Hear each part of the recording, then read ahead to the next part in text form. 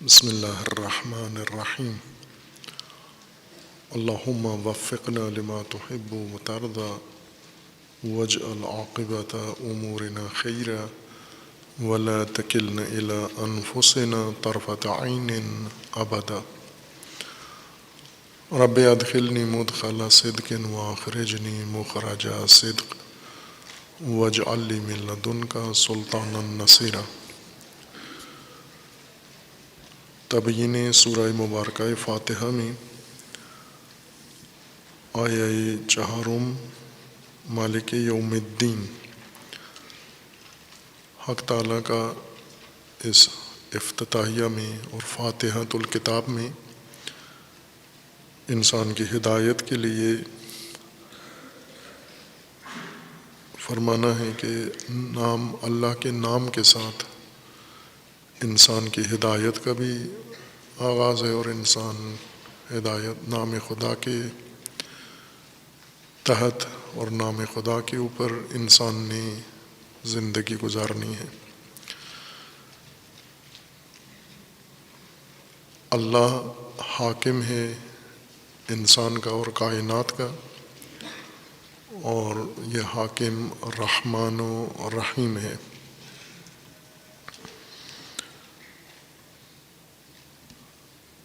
حمد اللہ کے لیے ہے، رب العالمین تمام عالمین کا پروردگار ہے، پرورش دہندہ، اور انسان کا بھی پرورش دہندہ ہے،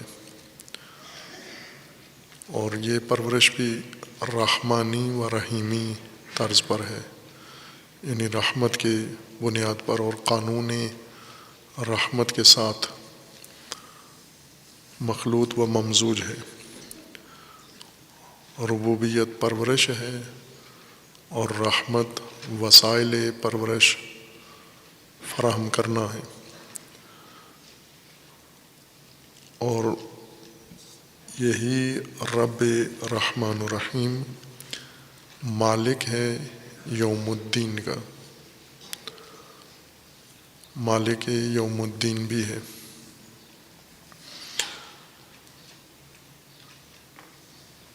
یہ آیا بھی ہدایت کے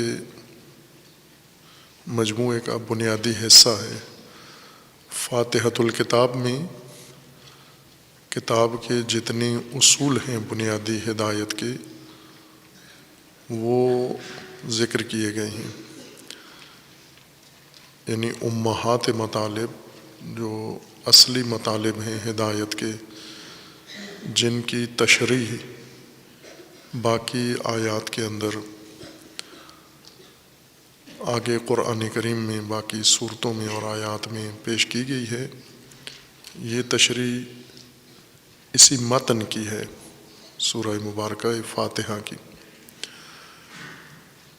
چونکہ ہدایت انسان کے لیے ہے، اور انسان کو ہدایت کے لیے جن امور کی ضرورت ہے وہ فاتحہ میں درج کر دیے ہیں، اور خصوصاً انسان کی ہدایت انسانی زندگی کی اجتماعی شکل کے لیے ہے۔ چونکہ اس اجتماعی حالت کی آغوش میں انفرادی زندگی ہے، جب اجتماعی زندگی کو ہدایت نصیب ہوتی ہے اور اسے ہدایت کا راستہ ملتا ہے، ہدایت کا میدان فراہم ہوتا ہے، فرد اس آغوش میں خود ہی ہدایت پر آ جاتا ہے اور ہدایت کے ضابطے میں منسلک ہو جاتا ہے فرد۔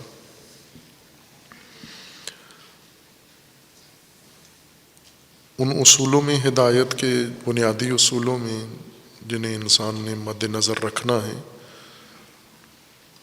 یہ ہدایت کے تکوینی اصولوں میں سے بھی ہے اور ہدایت کے تشریعی اصولوں میں سے بھی ہیں، یعنی پوری کائنات کے لیے یہی قوانین و ضوابط ہیں: اللہ کی حاکمیت، اللہ کی ربوبیت، اور اللہ تعالیٰ کی رحمانیت و رحیمیت۔ خلقت کا مرحلہ آگے بیان ہوگا، یہاں اس سورہ مبارکہ فاتحہ میں تخلیق کو ذکر نہیں کیا گیا، وہ اپنے مقام پر اس کی وضاحت آئے گی۔ یہاں پر انسان جو اس وقت موجود ہے زمین کے اوپر، اس کی موجودیت کے فرض میں، تناظر میں اسے رہنمائی پیش کی جا رہی ہے، یعنی جہاں ہے یہیں سے ہدایت کی جہت اسے بتائی جا رہی ہے۔ اسے سابقہ مراحل تخلیق کے بھی بیان کیے جائیں گے، تکوین کائنات بھی اس کے سامنے پیش کی جائے گی، وضاحت کی جائے گی۔ اسے ارض و سماوات کے اوپر حاکم نظام بھی بتایا جائے گا، اور ہر وہ چیز جو اس کی معرفت یا اس کے عمل سے مربوط ہے انسان کے سامنے پیش کی جائے گی۔ لیکن سورہ فاتحہ میں انسان جو زمین پر موجود ہے، اب کیسے زمین پر آیا ہے یہ بھی آگے قرآن کریم میں ذکر ہوگا، لیکن فاتحۃ الکتاب میں اس کا ذکر نہیں کیا گیا، بلکہ یہ فاتحۃ الکتاب میں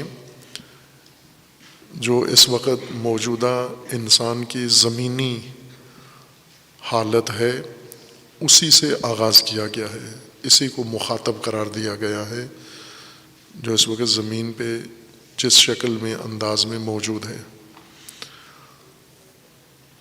چونکہ مختلف متنوع شکلوں میں انسان سماجی زندگی کے اندر موجود ہے، اور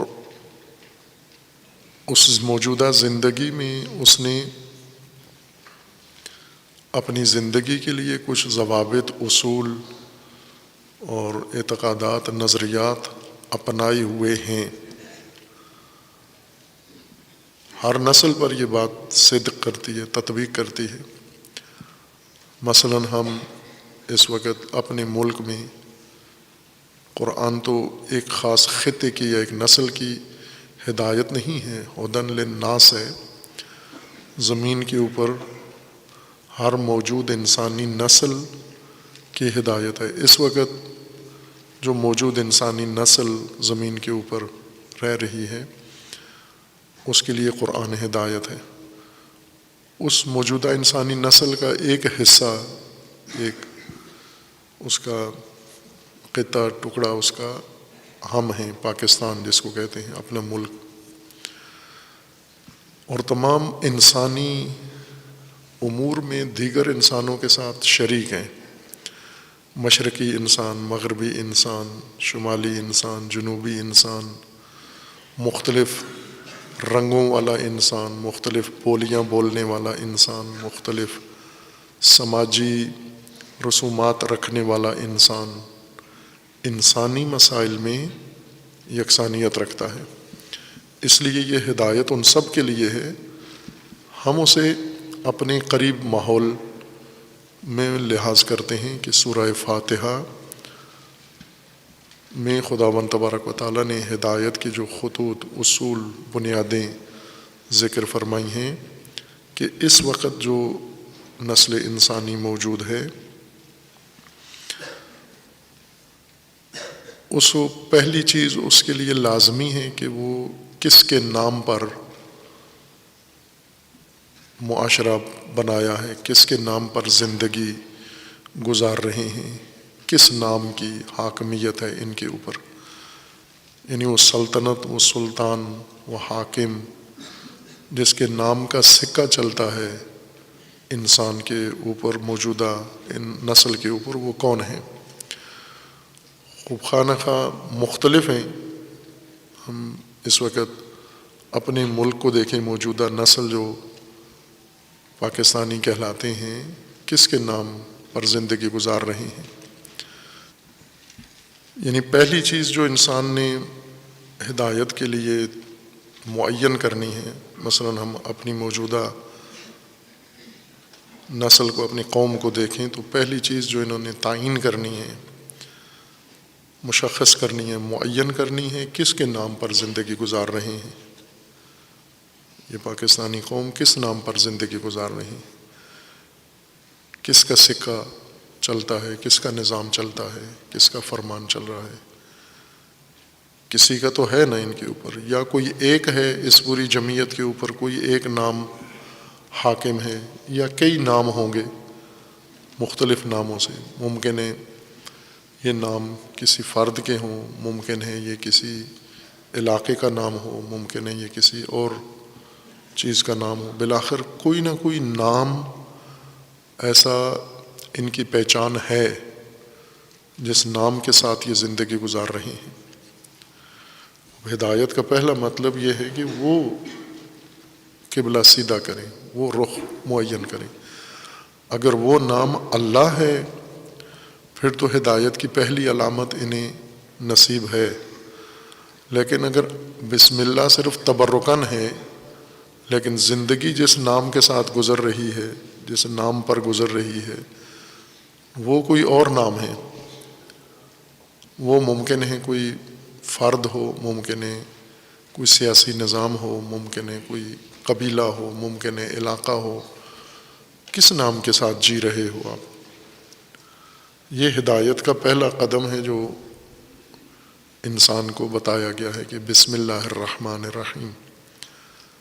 وہ نام جس کے ساتھ تم نے عمر گزارنی ہے، باقی سارے امور زندگی انجام دینے ہیں، وہ اللہ ہے۔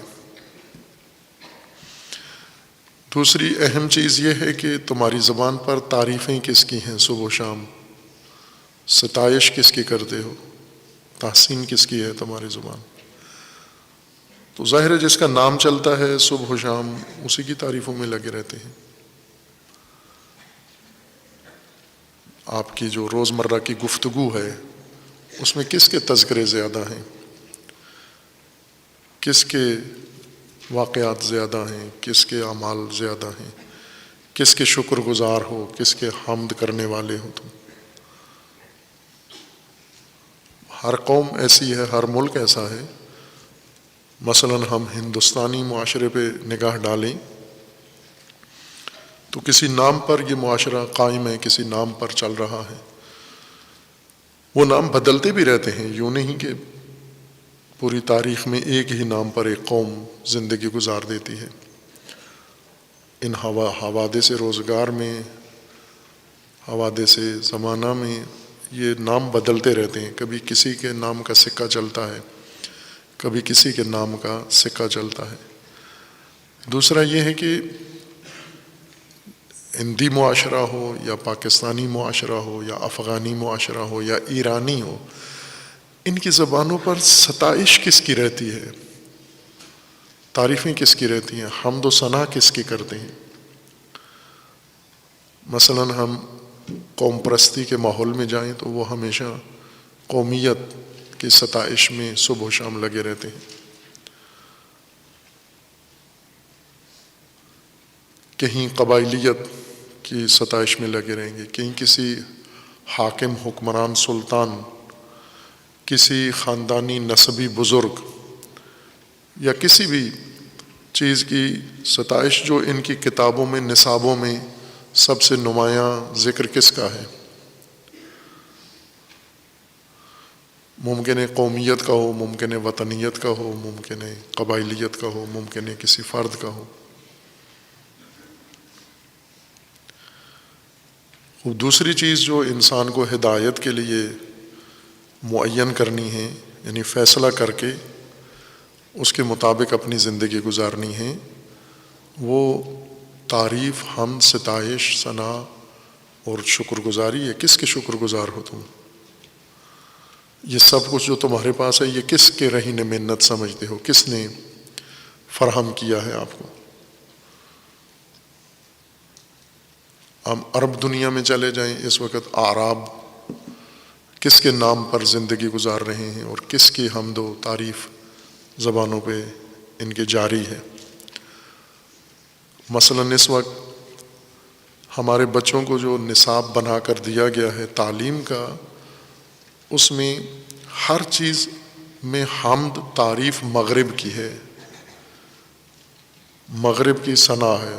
ثنا خان مغرب یہی حکمران بھی ہیں، ثنا خان مغرب نصاب بنانے والے بھی ہیں، ثنا خان مغرب، سیاسی متولی بھی ہیں، ثنا خان مغرب، تعلیم کے متولی ہیں، نصاب لکھتے ہیں، اور معلمین جو پڑھاتے ہیں وہ ثنا خان مغرب ہیں۔ بس حمد تو صبح و شام یہ قوم، یہ نسل تبرکاً بسم اللہ پڑھ کے پھر حمد مغرب کی شروع کر دیتے ہیں، مغرب کے نام کا سکہ چلتا ہے تمہارا، مغربی نظام کے تحت تم صبح و شام ذکر اس کا کرتے ہو آپ۔ خوب، دوسرا اہم موضوع ہدایت کا یہ انسان نے معین کرنا ہے۔ تیسرا ہدایت کا اہم نقطہ کہ تم زیر پرورش ہو سب انسان، اور تمہاری پرورش کا منبع کون ہے، کس کے تحت تم پرورش پا رہے ہو، رب، ربوبیت کس کی ہے، جو وسائل پرورش تمہیں بنا کے دے رہا ہے، جس سے وصول کر رہے ہو، جس کی طرف امیدیں لگائی ہوئی ہیں، جس کی طرف طمع ہے تمہاری کہ یہ پرورش کے وسائل ہم اس سے حاصل کر سکتے ہیں۔ مثلاً ہم اپنی آبادی کو دیکھیں، دیہاتی آبادی ہے، شہری آبادی ہے، تعلیم یافتہ والدین ہیں، غیر تعلیم یافتہ والدین ہیں، یہ اپنے بچوں کی پرورش کے لیے انہوں نے سوچا ہوا ہے، فیصلے کرتے ہیں کہ یہ بچے پرورش پائیں گے، ان کو پرورش کے لیے، شخصیت بننے کے لیے، کامیابی کے لیے کس نظام کا حصہ بنایا ہے۔ جس پرورشی نظام میں اپنی اولاد کو ڈالا ہے اسی کی ربوبیت کے معتقد ہو، تم اسی کو رب مانتے ہو اپنا، اس کی ربوبیت کے قائل ہو۔ تو ہدایت کا تیسرا نقطہ یہ ہے کہ یہ معین کرنا ہے انسان نے کہ چونکہ پرورش کی تو ضرورت ہے انسان کو، وسائل زندگی کی ضرورت ہے اور فراوان ضرورت ہے۔ مثلا گزشتہ زمانوں کا انسان، اس کی کم وسائل میں زندگی گزر جاتی تھی، موجودہ انسان کے ضروریات زندگی پہلے انسان سے، پہلی نسلوں سے بڑھ گئی ہیں، تو یہ ساری ضروریات زندگی کہاں سے دریافت کرنی ہے؟ حیران و سرگردان تو کوئی بھی نہیں ہے، یوں تو نہیں کہ نہیں معلوم۔ آپ کسی دیہات میں جا کر صاحب اولاد کسی خاندان میں جائیں، وہاں مرد کو پوچھیں جو سربراہ ہے خاندان کا، یا خاتون جس کی یہ اولاد ہے، ان سے پوچھیں کہ آپ اپنے بچوں کو پالنا چاہتے ہو، کامیاب بنانا چاہتے ہو، انہیں بڑے مقامات و مقاصد تک پہنچانا چاہتے ہو، تو وہ ہاں میں سر ہلاتے ہیں کہ ہم یہی چاہتے ہیں۔ تو ہم یہ ان سے معلوم کر سکتے ہیں آسانی سے کہ اس کے لیے آپ نے کیا سوچا ہوا ہے، کیسے اپنے بچے کو کامیاب کرو گے آپ۔ تو باقاعدہ ان کی منصوبہ بندی ہے کہ ہم بچے کو اس نظام میں ڈالیں گے، پھر یہاں سے یہ دوسرے میں جائے گا، ہم محنت مشقت کریں گے، اس کی فیسیں بھریں گے، اس کے لیے وسائل فراہم کریں گے، اور یہ اس نظام میں، اور یہیں سے فارغ و تحصیل ہو کر، کامیاب ہو کر، پرورش پا کے شخصیت بن جائے گا یہ۔ تو اس کا مطلب یہ ہے کہ انہوں نے پہلے سے فیصلہ کیا ہوا ہے۔ کہاں سے کیا ہے؟ نہ کہ خود سوچ کے کیا ہے، دوسروں کو دیکھا ہے، دوسروں نے اپنے بچوں کو کس طرح پروان چڑھایا ہے، کس طرح پرورش کی ہے، کس نظام میں ڈالا ہے، اور وہاں سے وہ کس نتیجے پہ پہنچے ہیں۔ تو ہمارے بچے بھی ظاہر ہے کہ اسی راہ پر چلیں گے، اور یہی موجودہ فراہم نظام یہ ہم نے اپنانا ہے اور اپنایا ہوا ہے۔ اب اسی نظام میں یہ انسان نے دیکھنا ہے، مومن انسان نے، کہ آیا یہ الہی پرورشی نظام ہے جس میں ہم نے اپنی اولاد کو ڈال دیا ہوا ہے اور اولاد ہماری پرورش پا رہی ہے۔ صبح و شام آپ کے بچے، آپ جوان، آپ چھوٹے، یہ سب پرورش پا رہے ہیں۔ کون آپ کی پرورش کر رہا ہے؟ کس کی آغوش میں پرورش پا رہے ہو؟ وہ نظام پرورشی ربوبی کون سا ہے جس میں یہ شخصیتیں بن رہی ہیں؟ وہی رب ہے آپ کا۔ اگر وہ اللہ کا نظام ہے تو اللہ رب ہے آپ کا، اگر وہ پرورشی نظام، وہ تعلیمی تربیتی نظام جس کے حوالے ہم نے بچوں کو کیا ہوا ہے، کون سا ہے؟ ایک تو ہم نے سماج کے حوالے کیا ہوا ہے، اپنے بچوں کو معاشرے کے حوالے کیا ہوا ہے، تہذیب کے سپرد کیا ہوا ہے۔ دوسرا، ہم نے اپنے تعلیمی نظام کے حوالے بچوں کو کیا ہوا ہے۔ تیسرا، ایک معیشتی نظام، چونکہ پرورش کے لیے بہت ہی بنیادی نظام معیشتی نظام ہے کہ وسائل زندگی جو انسان کو چاہیے ہوتے ہیں، اب یہ کون سا نظام ہے؟ اور پھر سیاسی پرورش کا جو مادر نظام ہے بڑا، وہ سیاسی نظام ہے۔ تو یہ ہدایت یوں نہیں ہے کہ آپ بسم اللہ تبرکاً پڑھ کے تو کسی بھی نظام میں اپنے بچے ڈال دیں، چونکہ بسم اللہ پڑھ دی ہے یہ خنزیر حلال ہو جائے گا۔ یہ جیسا پہلے مثال دی تھی نا کہ ہم مسلمانوں کو یہ تعلیم دی گئی ہے کہ بسم اللہ ہر حرام کو حلال کر سکتا ہے، اور کر رہے ہیں اسی طرح، بسم اللہ پڑھ کے ہر غلط کام شروع کر دیتے ہیں۔ اور جو بھی کچھ نصیب ہو تو الحمد تعریف کر دیتے ہیں۔ ابھی آپ تعریفیں لوگوں کی سنیں، خود جو تعریفیں آپ کی زبان سے نکلتی ہیں، دن بھر کس کی کرتے ہو تعریفیں؟ جو ہمارے ماں باپ دن بھر تعریفوں میں لگے رہتے ہیں، کس کی تعریفوں میں مصروف ہیں اس وقت؟ ہمارا میڈیا دن بھر کس کی تعریفیں کرتا رہتا ہے؟ ہمارے حکمران دن بھر کس کی تعریفیں کرتے رہتے ہیں؟ ہر بات پر حوالہ ریفرنس کس کا دیتے ہیں؟ اسی کو انہوں نے ربوبی نظام کے طور پر، معیشتی نظام کے طور پر قبول کیا ہوا ہے۔ بس ہدایت یہ ہے کہ آپ کو پہلے معین کرنا ہے کس نام پر زندگی گزارنی ہے اور کس کے نام پہ زندگی گزار رہے ہو، کس کی تعریفیں کر رہے ہو، کس کے نظام ربوبی میں ہو، اور جس کی صبح و شام حمد و ثنا کرتے ہو آپ۔ اور ہدایت کا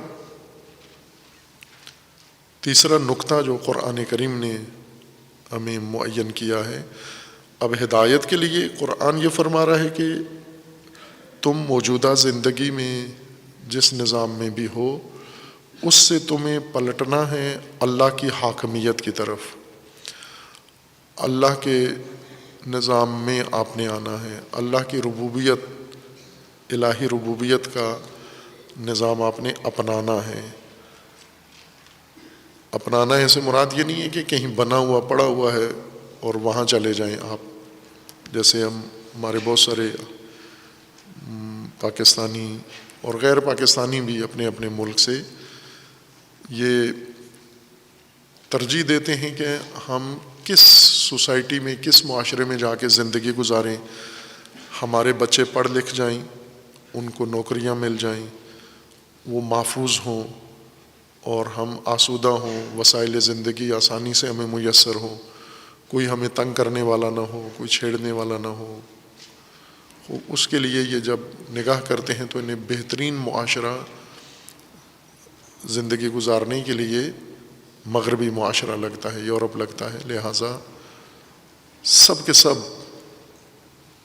اس بات کے اوپر اعتقاد رکھتے ہیں کہ اس وقت بہترین معاشرہ زندگی گزارنے کے لیے وہ ہے۔ اللہ کا نظام اس طرح سے نہیں ہے کہ آپ تلاش کریں کہ وہ معاشرہ اس وقت کہاں ہے، آپ جغرافیائی طور پر تلاش کرنا شروع کریں، وہ مغرب میں ہے، وہ مشرق میں ہے، وہ بر صغیر میں ہے، وہ بر اعظم میں ہے۔ ہدایت کا مطلب یہ ہے کہ وہ معاشرہ آپ نے تشکیل دینا ہے، اس میں ہجرت نہیں کرنی کہ آپ جہاں ہیں یہ کسی اور کے سپرد کر کے اور خود کسی اور جگہ جہاں ربوبی نظام موجود ہے وہاں نقل مکانی کر جائیں۔ خوب ساری زمین کے انسان نقل مکانی کر کے کہاں جائیں گے؟ کہاں؟ مریخ میں بھی نہیں ہے یہ ایسا نظام، مشتری میں بھی نہیں ہے ایسا نظام، سیاروں میں نہیں ہے ایسا نظام۔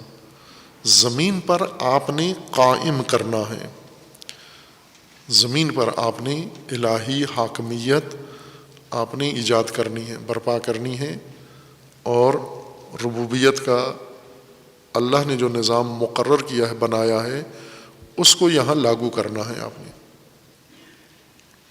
نہیں یہ کہ تلاش کریں کہ وہ کہاں ہیں، ہم اس محلے سے نکل کے اس محلے میں چلے جائیں، اس علاقے سے نکل کے اس علاقے میں چلے جائیں. جیسے ابھی ہو رہا ہے، مثلا دیہاتوں میں پرورشی سہولتیں نہیں ہیں، شہروں میں موجود ہیں. تو دیہاتوں سے جو لوگ ہیں گاؤں میں، وہ یا بچے آ جاتے ہیں، والدین وہیں رہتے ہیں، یا والدین سمیت بچے شہر میں منتقل ہو جاتے ہیں کہ یہاں پر چونکہ پرورشی نظام، یہاں تعلیمی نظام میسر ہے، تو جہاں یہ نظام ہے ہم وہیں پر منتقل ہو جاتے ہیں. یہ نہیں ہے حکم کہ جہاں کالج یونیورسٹی ہے وہاں آپ جا کے ڈیرا ڈال دیں. جہاں انسان ہے، جس خطے میں ہے، وہیں پر اس کو یہ میسر آنا چاہیے سارا کچھ. مشرق میں ہے تو یہ سارا ربوبی نظام مشرق میں قائم ہو، مغرب میں ہے یہ سارا ربوبی نظام مغرب میں قائم ہو. یہ دیہاتوں میں رہنے والے ہیں تو دیہاتوں میں یہ ساری سہولت میسر ہو. نہ یہ کہ آپ ایک جگہ پر ایک جغرافیے میں یہ سب کچھ قائم کر کے دوسروں کو کہیں یہاں سے آ کے استفادہ کرو. اور یہ سب نے خود کرنا ہے. جیسے دیہاتوں میں رہائشی مکان لوگوں نے بنائے ہوئے ہیں، کھیت بھی دیہاتوں میں ہیں، تو ان دو چیزوں کے لیے نہیں جاتے. چونکہ اپنی زمین ہے، اس کو آباد کیا ہوا ہے، وہاں مکان بھی بنایا ہوا ہے. تو جب اپنی زمین پہ آپ کھیت اگا سکتے ہو، اپنی زمین پہ باغ لگا سکتے ہو، اپنی زمین پہ اپنا مکان بنا سکتے ہو، تو اپنی زمین پہ اپنی اور اپنی نسلوں کی پرورش کے لیے باقی سہولتیں کیوں نہیں فراہم کر سکتے آپ؟ ذہنی طور پر ہم نے یہ سوچا ہوا ہے کہ ہمارے ارباب، ایک نہیں کئی رب موجود ہیں ہمارے. ان ارباب نے ہمارے لیے تربیتی پرورشی نظام بنایا ہوا ہے، ہمیں صرف داخلہ لینا ہے وہاں جا کر. اور اسی طرح سے تسلسل کے ساتھ نسل اندر نسل زندگی گزارے جا رہے ہیں. یہ ہدایت نہیں ہے. ہدایت کہ جو اللہ تعالیٰ نے آپ کو فرمایا ہے کہ پہلے اس زندگی کی جہت معین کرو، پھر یہ دیکھو کہ یہ ربوبیت کس کی اختیار کی ہے، صبح و شام ثنا کس کی تمہاری زبانوں میں ہے، اور پھر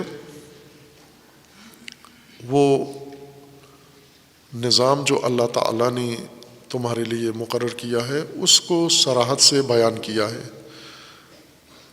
اللہ رب ہے تمہارا، رحمان ہے، رحیم ہے، اور مالک یوم الدین ہے.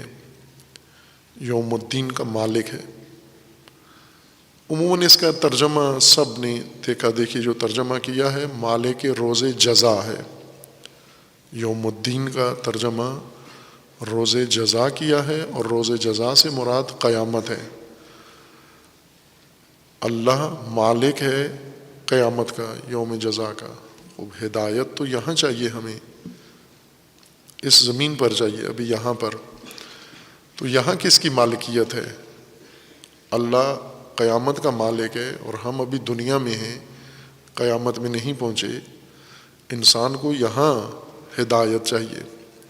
قرآن یہاں کی زندگی کی ہدایت کے لیے، موت سے پہلے کی زندگی کی ہدایت کے لیے آیا. ہدن للناس، یہ جو مرحلہ ہے زندگی کا موت سے پہلے کا، اس کے لیے یہ ہدایت فراہم کی گئی ہے.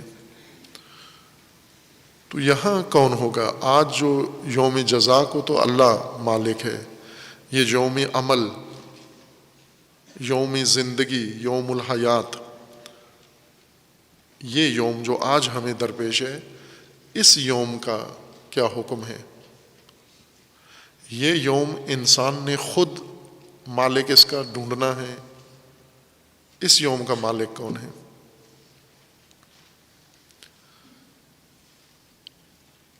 جزا کا مالک، قیامت کا مالک اللہ ہے، حکومت اللہ کی ہے۔ تین اہم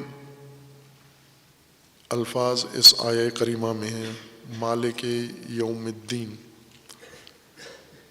مالک، یوم اور دین، اور تینوں ہی بہت بنیادی ہدایت کے اصول و ضابطے ہیں، اور تینوں میں مسامحہ ہوا ہے، سہل اندیشی اور سہل انگاری کی گئی ہے۔ یوم، دن، جو سورج نکلنے سے شروع ہوتا ہے اور سورج غروب ہونے پہ ختم ہو جاتا ہے، یہ یوم ہے۔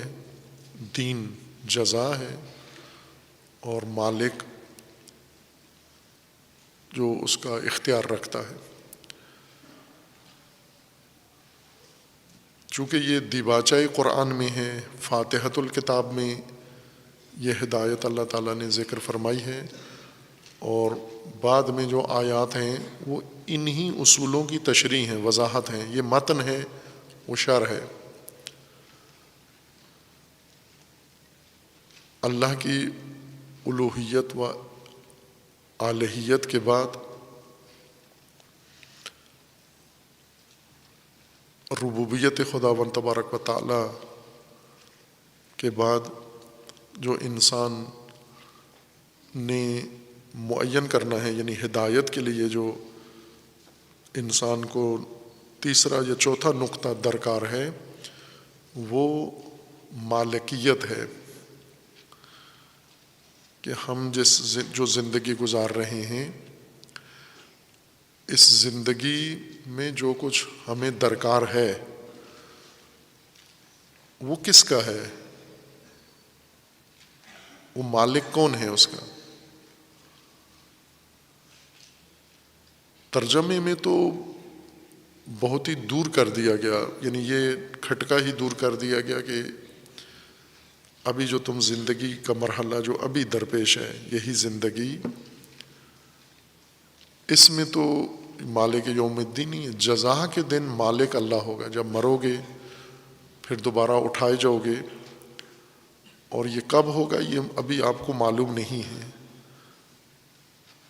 اس دنیا میں، اس مرحلے میں اللہ مالک ہوگا، وہاں آپ دوبارہ جب اٹھو گے تو دیکھو گے ہر چیز کی مالکیت اللہ کی ہے، جزا کی مالکیت اللہ کی ہے۔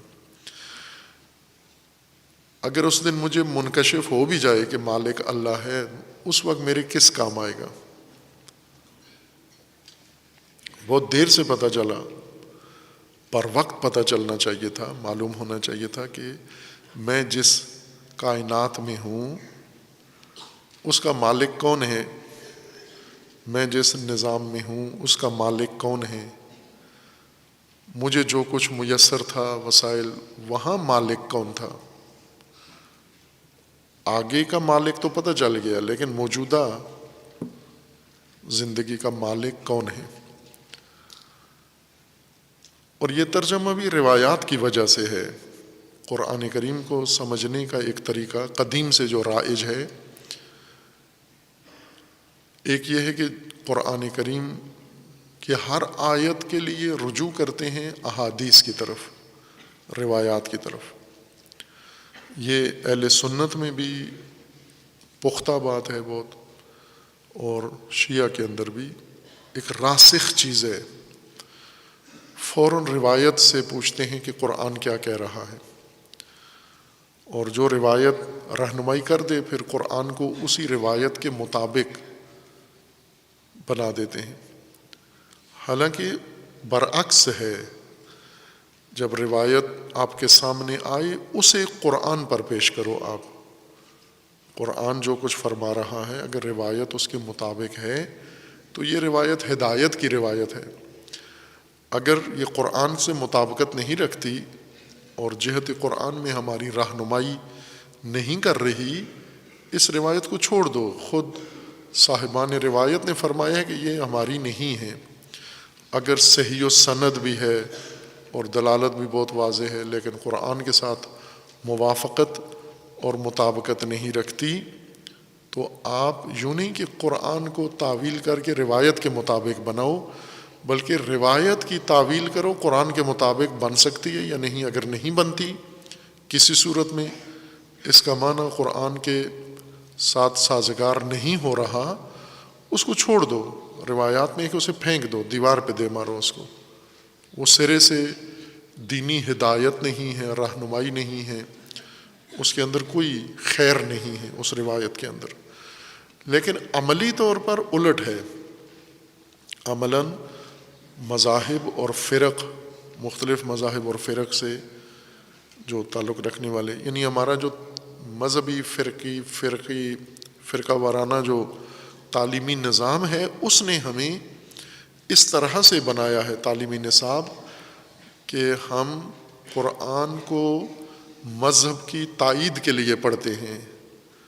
قرآن سے مذہب نہیں سمجھتے، مذہب قرآن سے باہر بنا لیتے ہیں، فرقہ قرآن سے باہر بنا لیتے ہیں، پھر اس کی حمایت اور تائید کے لیے قرآن کی طرف آتے ہیں کہ ایھا الکتاب مہربانی کریں، ہم نے فرقہ بنایا ہے، مذہب بنایا ہے، اس کی تائید میں اگر 2-3 آیتیں ہمیں دے دو تو مہربانی ہوگی. اور پھر ڈھونڈ بھی لیتے ہیں 2-3 آیتیں اپنے توڑ مروڑ کے اس کو اپنے مذہب، اپنے فرقے کی تائید میں لے آتے ہیں.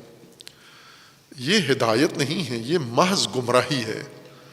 پہلا رجوع آپ کا قرآن کی طرف ہے، اور قرآن جو رہنمائی کرتا ہے اس سے ہمیں جہت لینی ہے. قرآن کریم میں بعض قرینے موجود ہیں ایسے کہ یہ آیات اور یہ مطالب یہ قیامت کے بارے میں ہیں. بعض آیات کے اندر یہ صراحت ہے، قرینہ موجود ہے قرآن کے اندر ہی کہ یہ آپ کی موجودہ دنیاوی زندگی سے مربوط ہدایت ہے. بعض جگہ نہیں ہے. بعض آیات ایسے ہیں جن میں یہ تذکرہ ہی نہیں ہے کہ یہ آپ کی قیامت کے بارے میں ہے، اخروی زندگی کے بارے میں ہے، یا آپ کی دنیاوی زندگی کے بارے میں ہے. تو اس کو اصطلاح میں کہا جاتا ہے کہ اطلاق ہے آیت قرآن میں، مطلق ہے، اس میں کوئی خاص تطبیق یا شرط یا قید مد نظر نہیں ہے، مطلقہ بیان کیا گیا ہے، عمومی ہے یہ معنی. اور جہاں بھی اس کا مصداق ہوگا یہ قانون وہاں منطبق ہو جائے گا. مطلق قانون کا یہی معنی ہوتا ہے کہ اگر دنیاوی زندگی میں اس کا مصداق موجود ہوا تو یہ اس پر منطبق ہو جائے گا، اگر اخروی زندگی میں اس کا مصداق اگر سامنے آیا تو یہ اس پر بھی تطبیق ہو جائے گا. لیکن مختص نہیں ہے نہ دنیا کے ساتھ اور نہ آخرت کے ساتھ. ہم پہلے ان مفردات کو سمجھ لیں کہ ان کا معنی کیا ہے، پھر اس ترکیب کو سمجھیں گے. پہلے مالکیت کو سمجھ لیں، یوم سمجھ جائیں، یوم کس کو کہتے ہیں اور دین کس کو کہتے ہیں. تینوں کے بارے میں ہم نے پہلے سے ہمارے ذہن میں تصورات، مفاہیم موجود ہیں، لیکن وہ تحقیقی نہیں ہیں، تقلیدی ہیں، سنے سنائے ہیں. ہم کسی چھوٹی عمر کے، بڑی عمر کے کسی شخص کو پوچھیں کہ آپ کو یوم کا کوئی ذہن میں تصور ہے تو کہتے ہیں بالکل ہے. کس کو کہتے ہیں؟ دن. اسی طرح مالک، جی مالک پتہ ہے. کس کو کہتے ہیں؟ جس کے پاس کوئی چیز ہو اور اس کو قانوناً شرعاً اس پر حق حاصل ہو، وہ مالک ہے. جیسے زمینوں کا مالک، گھر کا مالک، گاڑی کا مالک، جس کے نام رجسٹری ہوئی ہو، جس کے پاس کاغذات ہوں، سند ہوں، وہ مالک ہوتا ہے. اور دین کے بارے میں بھی ایک عمومی معنی ذہن میں یہ ہے کہ دین یہی جو اچھی اچھی باتیں ہیں قرآن کی، حدیث کی، اہل بیت کی، علماء کی، یہ اخلاق، یہ احکام، نماز، روزہ، یہ دین ہے. یہ جو نیک کام، صالح کام ہے، اچھے کام ہیں، یہ سب دین ہے. جزا کا معنی اسی آیت میں ہی انسان کا پالا پڑتا ہے. باقی تمام قرآن میں اور باقی تمام دین میں، دینی متون میں، نصوص میں جزا نہیں ہوتا معنی. صرف یہ ایک آیت ہے جہاں پر جزا، دین کا معنی ہم خود نہیں کرتے، ڈرتے ہیں، احتیاط کرتے ہیں، اچھی احتیاط کرتے ہیں، رجوع کرتے ہیں علماء کی طرف، بزرگوں کی طرف، انہوں نے کیا معنی کیا ہے مالک یوم الدین کا، انہوں نے جزا معنی کیا ہے۔ بس اس آیہ شریفہ میں جو لفظ دین ہے اس بارے میں ہمارے ذہن میں یہ تصور ہے کہ اس کا معنی جزا ہے، یوم دن، مالک جس کے نام سند ہو، جس کے پاس ڈگری ہو، جس کے نام پر کاغذات ہوں، وہ مالک ہے۔ اب یہ مالک یوم جزا اس کا ترجمہ بنتا ہے، جزا کے دن کا مالک اللہ ہے۔ اس میں اب کیا ہم ہدایت لیں؟ تو عموماً اچھا گمان رکھتے ہیں کہ ہوگی کوئی ہدایت، مجھے سمجھ میں نہیں آ رہی، میں اتنا تو نہیں ہوں عالم فاضل، علماء سے پوچھیں گے اس میں کیا ہدایت ہے۔ علماء بھی کسی طرح بات کو سیدھا کرتے ہیں۔ تو ایک تو یہ جو ذخیرہ ہمارے پاس ہے پہلے سے ان معانی کا، ان الفاظ کے معانی کا، اس کو بے شک ختم نہ کریں، ذہن میں ہی رکھیں اس کو، لیکن اس کو سمجھنے کے لیے ذہن میں گنجائش نکالیں کہ اب ہم نے اس کے حقیقی معانی، مستند معانی سمجھنے ہیں، پھر دیکھیں آیت کا معنی ترجمہ کیا بنتا ہے۔ مالک عربی لفظ، ایک ہی اس کا مادہ ہے، عربی الفاظ کا قانون یہ ہے جو بارہا بیان کیا ہے کہ عربی الفاظ باقی لغات میں ہے، لیکن عربی جتنی وسعت اور عربی جتنی خوبصورتی باقی کسی زبان میں موجود نہیں ہے۔ تھوڑی بہت ہے ایک محدود حد تک، لیکن عربی سب سے بنیادی زبان ہے، انسانی ابھی تک کی رائج انسانی زبانوں میں سے، بلکہ متروک میں سے بھی سب سے بہترین قواعد زبان کے لحاظ سے عربی ہے۔ باقی خصوصیات میں اور زبانیں بھی اچھی شہرت رکھتی ہیں، جیسے فارسی ہے مٹھاس میں، حلاوت میں، جس طرح علامہ اقبال فرماتے ہیں کہ ہندی بہت ہی شیرین زبان ہے، لیکن کیا کہنے دری کے یا فارسی کے کہ جو حلاوت و مٹھاس اس زبان میں ہے وہ، اور یہ یقیناً موجود ہے کہ عربی سے زیادہ شیرینی فارسی میں ہے، اور فارسی آسان زبان ہے، عربی پیچیدہ زبان ہے، مشکل زبان ہے، دشوار ہے، فارسی بہت آسان ہے۔ ایک سہولت فارسی میں یہ ہے کہ مذکر مؤنث کے لیے کوئی علیحدہ الفاظ نہیں ہے، عربی میں الگ ہے، فارسی میں کوئی مشکل نہیں ہے، کوئی ٹینشن نہیں ہے، جس لفظ سے آپ نے مذکر کو بلانا ہے اسی سے مؤنث کو بھی بلائیں۔ تو یہ جو ہمارے بعض علاقائی زبانیں والے مشکل، اردو میں ان کو یہی پیش آتی ہے، جیسے پشتون ہیں، وہ آخر تک یہ سمجھ نہیں سکتے ہیں کہ اردو میں مذکر مؤنث کا کیا فارمولہ ہے، کس کو مذکر کہیں، کس کو مؤنث کہیں۔ اسی طرح سندھی ہیں، بلتی ہیں، گلگتی ہیں، بلوچی ہیں، یہ جب اردو بولتے ہیں تو سب سے بڑی مشکل ان کو مذکر مؤنث میں۔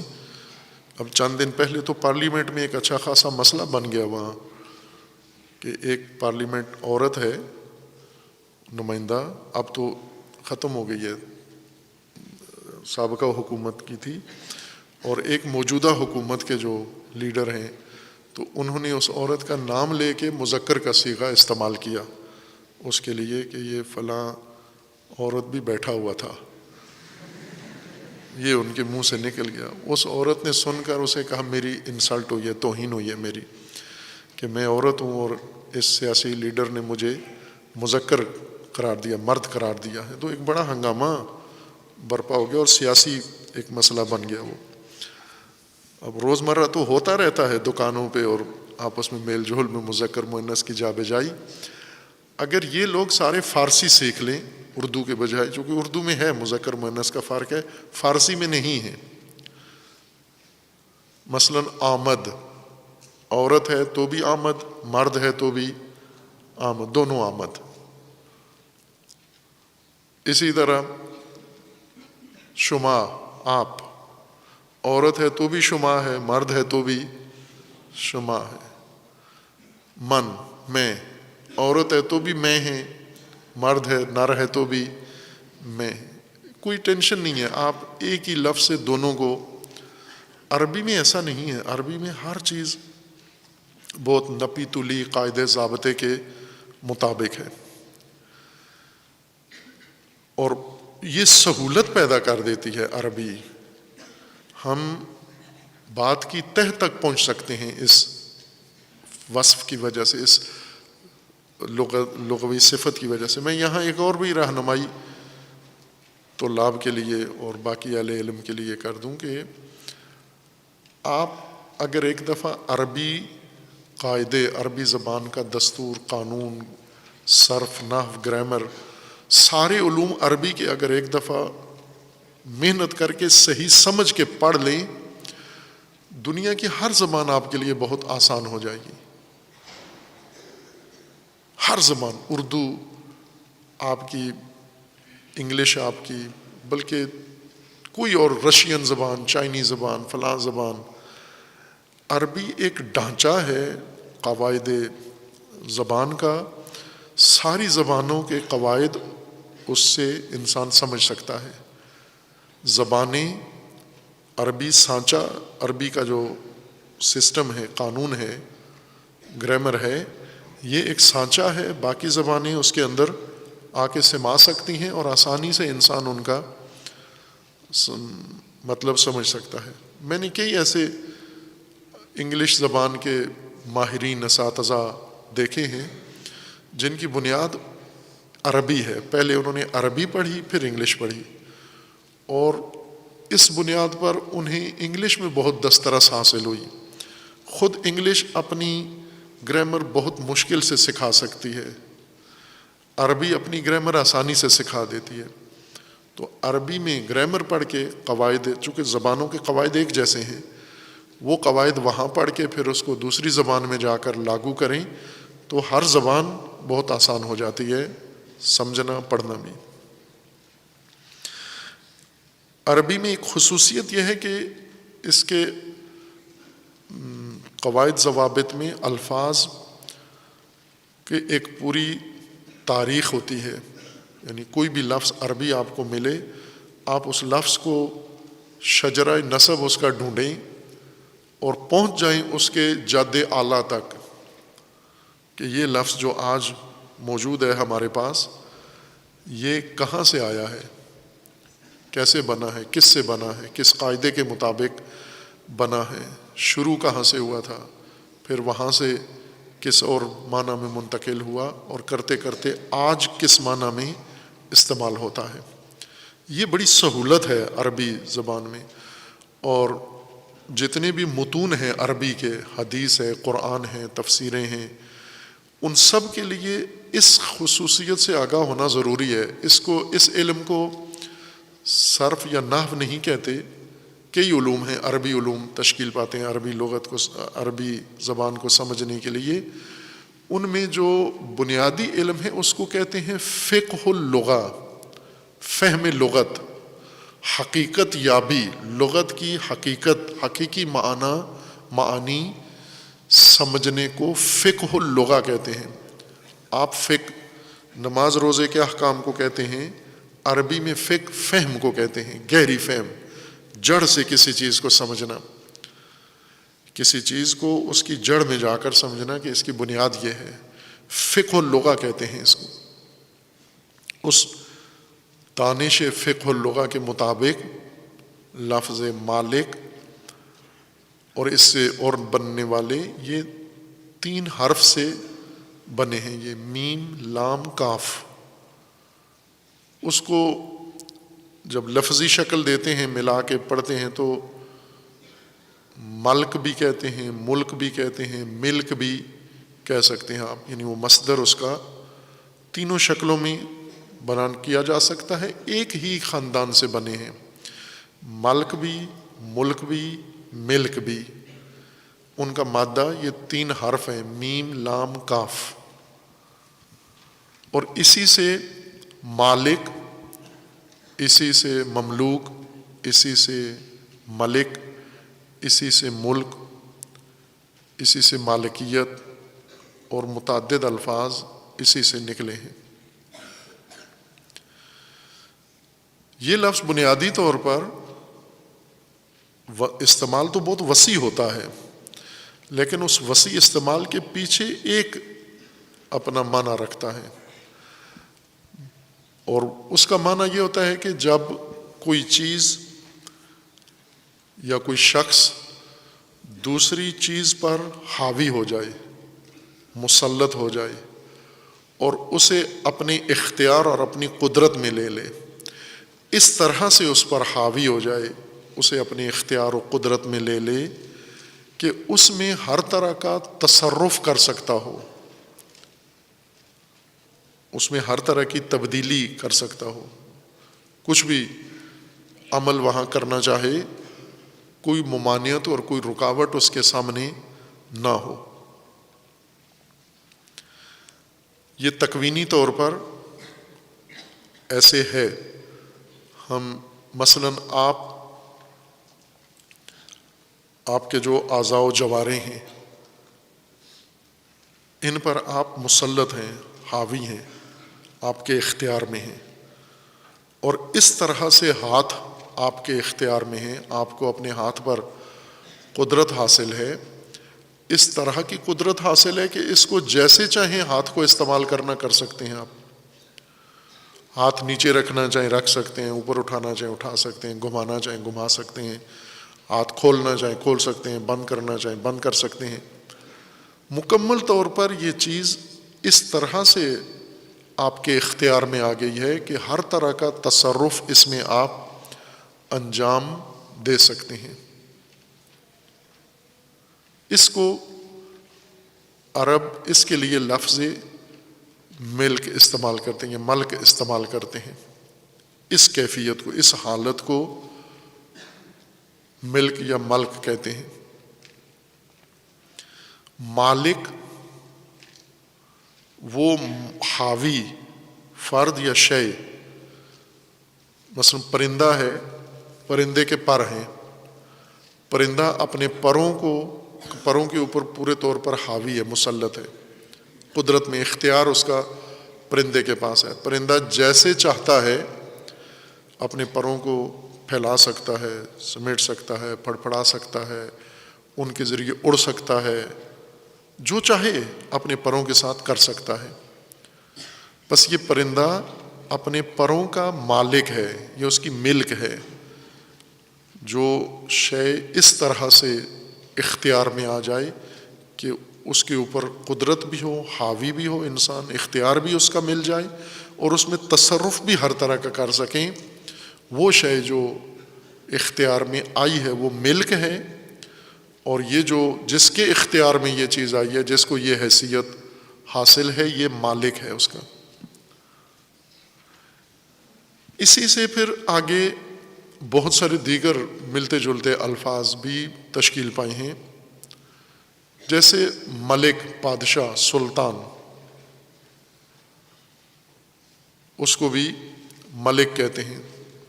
خود اس لفظ کے تلفظ میں دو قول ہیں۔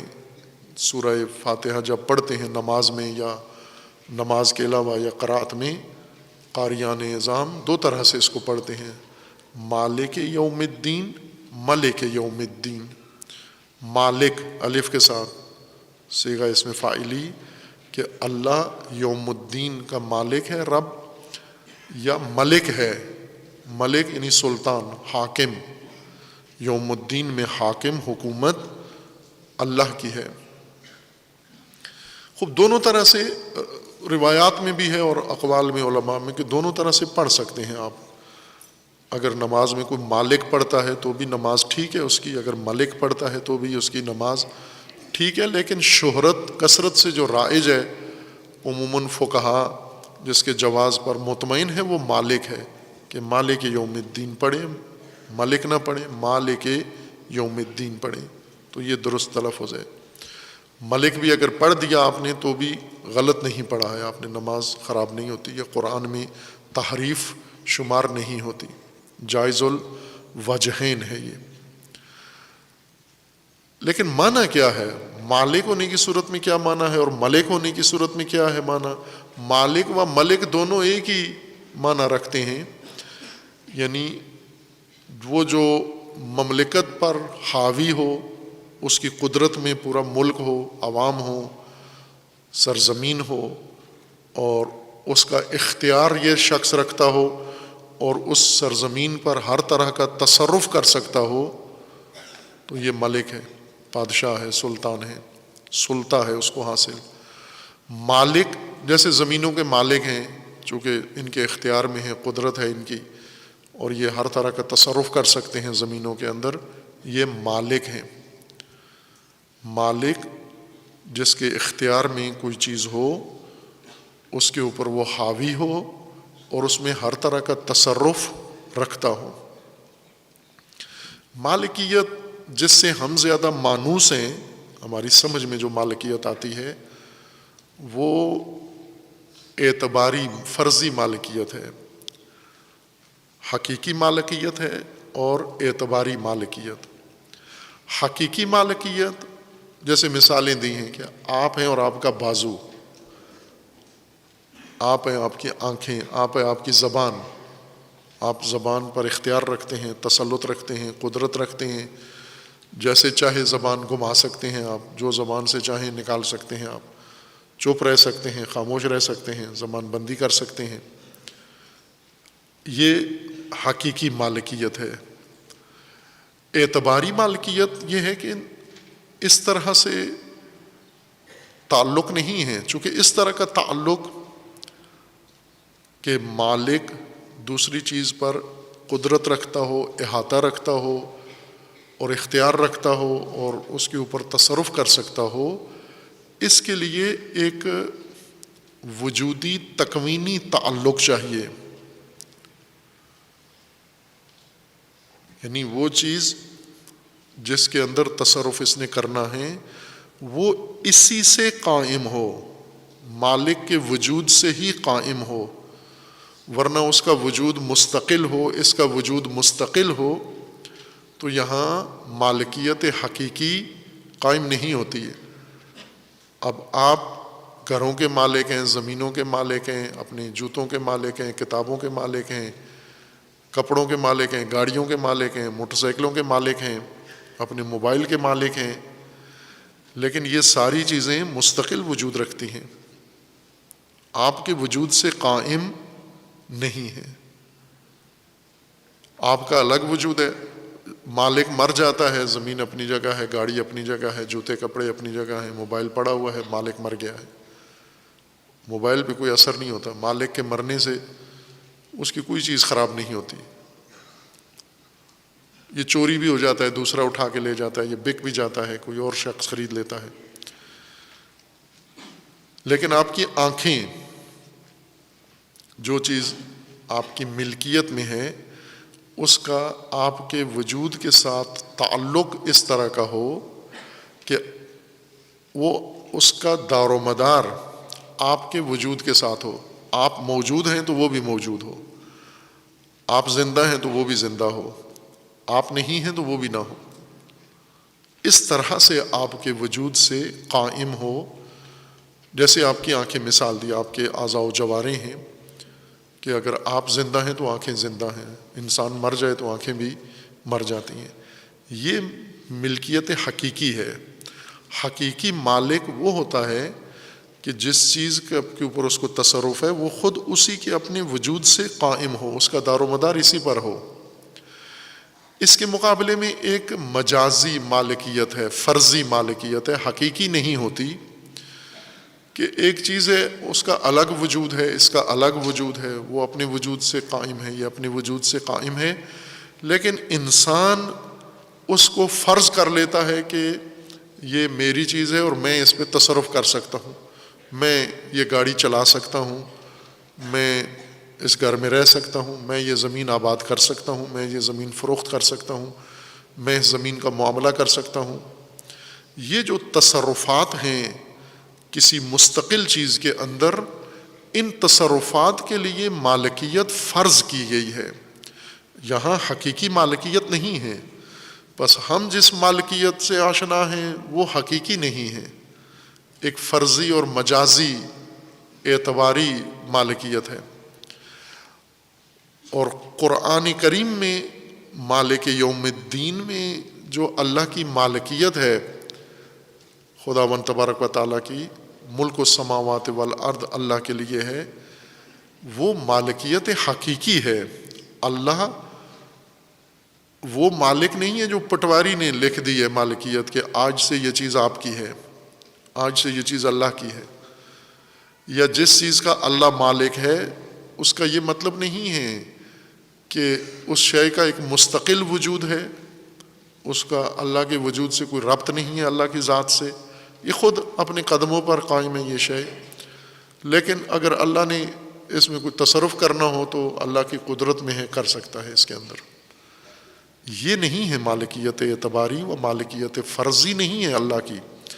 اللہ حقیقی مالک ہے ہر چیز کا، زمین و آسمان کا، چونکہ ان کا وجود ذات حق سے قائم ہے، اللہ کے وجود سے قائم ہے، انہیں وجود ملا وہاں سے ہے، ان کی بقا اس وجود کے ذریعے سے، اس ذات کے ذریعے سے ہے، اسی لیے یہ اس ذات کے قبضہ قدرت میں بھی ہیں، اس ذات کے اقتدار میں بھی ہیں، اس ذات کے تصرف میں بھی ہیں۔ وہ ذات جیسے ان اشیاء کو، ان موجودات کو اپنے ارادے سے، حکم سے جو کرنا چاہے وہ ذات اس موجود کے ساتھ کر سکتی ہے۔ اسی سے انسانوں نے مالکیت کا قانون اپنے روزمرہ امور کے لیے، اپنی ضروریات کے لیے، اپنے وسائل کے لیے اخذ کیا ہے، لیا ہے کہ ہم بھی اشیاء میں تصرف تو رکھتے ہیں، تسلط بھی رکھتے ہیں، لیکن یہ تسلط اور تصرف ان اشیاء میں رکھتے ہیں جن کا ہمارے وجود سے کوئی قیام نہیں ہے، ربط نہیں ہے، مستقل چیزیں ہیں، اور نسلیں بدلتی رہتی ہیں یہ اشیاء۔ مثلا زمینوں کے مالک، جن زمینوں کے آج آپ مالک ہیں یا آپ کے والدین مالک ہیں، ان زمینوں کے پہلے کروڑوں انسان مالک رہ چکے ہیں۔ خوب وہ مر گئے، زمینیں کیوں ختم نہیں ہوئیں؟ چونکہ زمینیں مستقل قائم ہیں، وہ مستقل وجود تھے، آپس میں ان کا کوئی وجودی رابطہ نہیں تھا، کوئی ذاتی تعلق نہیں تھا۔ پھر وہ مالک کیسے بنے؟ فرض کر لیا تھا انہوں نے، یہ فرض کیا ہوا تھا کہ یہ آج سے میری جگہ ہے، دوسروں نے بھی کہا ٹھیک ہے ہم بھی متفق ہیں یہ آپ کی جگہ ہے۔ پھر اس نے بیچ دی اور لوگوں کو بتا دیا کہ یہ میں فلاں کو دے رہا ہوں، ٹھیک ہے یہ آج سے فلاں کی ملکیت ہے، وہ اس پہ گھر بنا سکتا ہے، رہ سکتا ہے۔ یہ مجازی مالکیت ہے، حقیقی مالکیت نہیں ہے۔ اللہ اس طرح سے یوم دین کا مالک نہیں ہے جس طرح ایک زمیندار زمین کا مالک ہے، یا جس طرح کوئی شخص گھر کا مالک ہے، یا جس طرح گھڑی کے آپ مالک ہیں، یا گاڑی کے آپ مالک ہیں، یا موبائل کے آپ مالک ہیں۔ یہ مستقل حقائق ہیں۔ تصرف کے لیے ہم نے یہ قانون تشریعی مالکیت بنائی ہے، فرض کی ہے۔ یوم دن کو عموماً ترجمہ دن ہے، روز فارسی میں روز کہتے ہیں، ہندی میں دن، اردو میں دونوں استعمال ہوتے ہیں، روز بھی اور دن بھی۔ یوم بھی، یوم عربی ہے، روز اس کا ہندی تلفظ، روز کا ہندی تلفظ روز ہے، اور روز کا فارسی تلفظ روز ہے، روز، روز جزا۔ اگر فارسی میں کسی فارسی زبان کے سامنے ترجمہ کرنا ہے تو اللہ مالک روز جزا ہے، لیکن اگر ہندی تلفظ کرنا ہے تو روز جزا ہے۔ ہندوستان میں فارسی کا ایک مستقل لہجہ ہے، یہ لہجہ ایرانیوں کو یا دوسروں کو سمجھ نہیں آتا، یہ صرف ہندوستانیوں کو سمجھ میں آتا ہے جو یہاں تلفظ، مقامی تلفظ کرتے ہیں آپ، روز جزا یا روز دین۔ عربی زبان میں یوم دن کو نہیں کہتے، دن سے مراد یعنی سورج طلوع ہونے سے جو روشنی شروع ہوتی ہے غروب تک رہتی ہے، پھر اس کے بعد رات شروع ہو جاتی ہے. عربی میں اس کو نہار کہتے ہیں. نہار اندھیرے کو لیل کہتے ہیں.